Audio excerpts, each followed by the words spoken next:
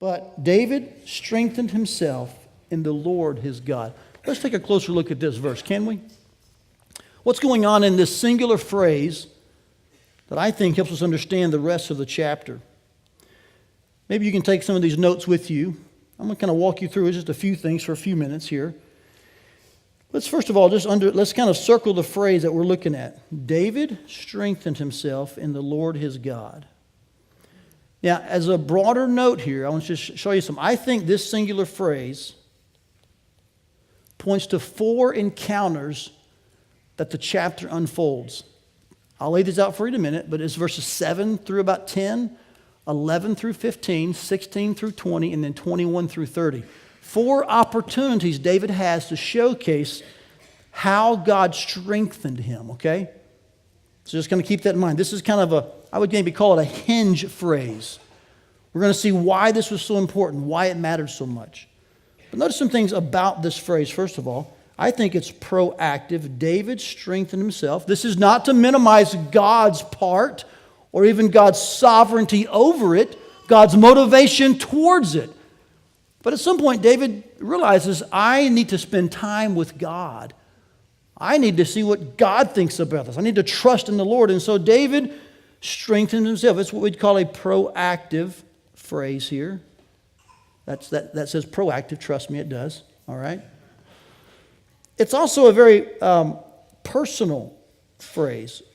David strengthened himself. You see that? Notice this, in the Lord his God. So let's just write down the word personal. So it's a proactive action. It is a personal action. It's also a solitary action. David strengthened himself.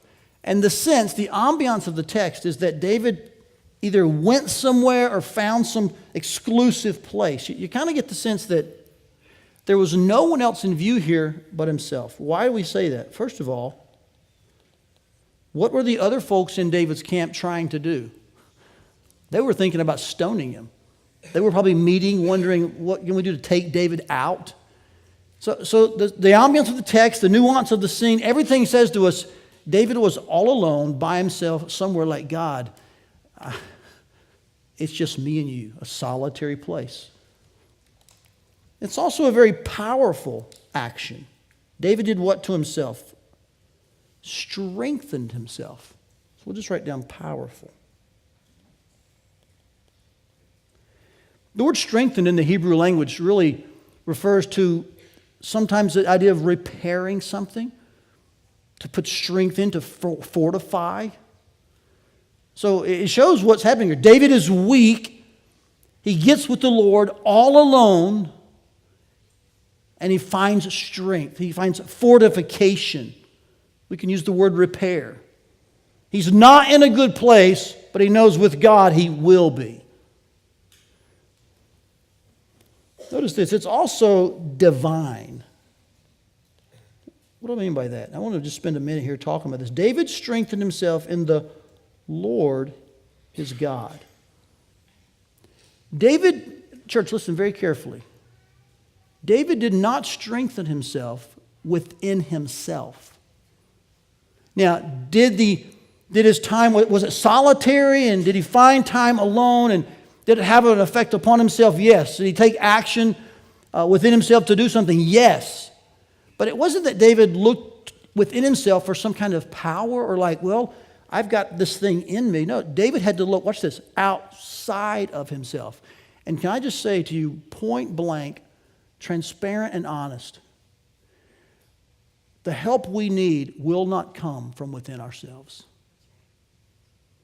The salvation that we need is not something we have within ourselves and we find within ourselves by uncovering ourselves or looking deep and saying, oh, I guess I have some good in there after all.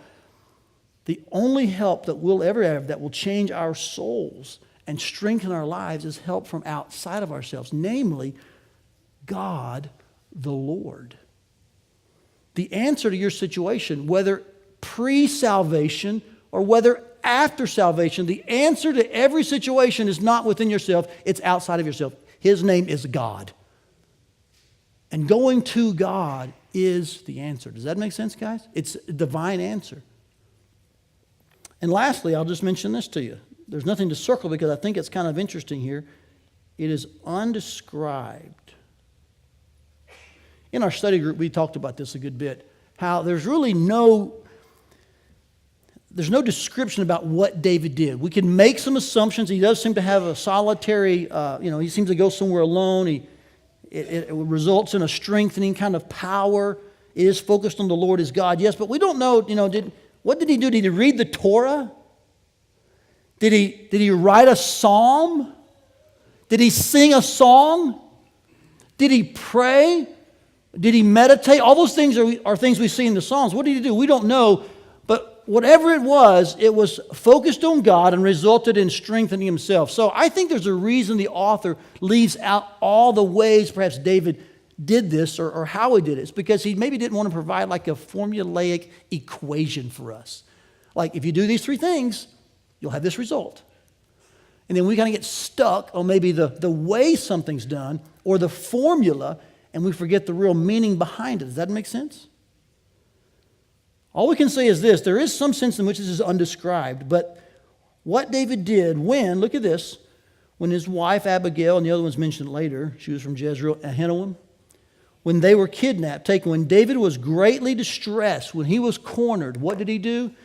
Say it with me. Ready, church? David strengthened himself in the Lord his God.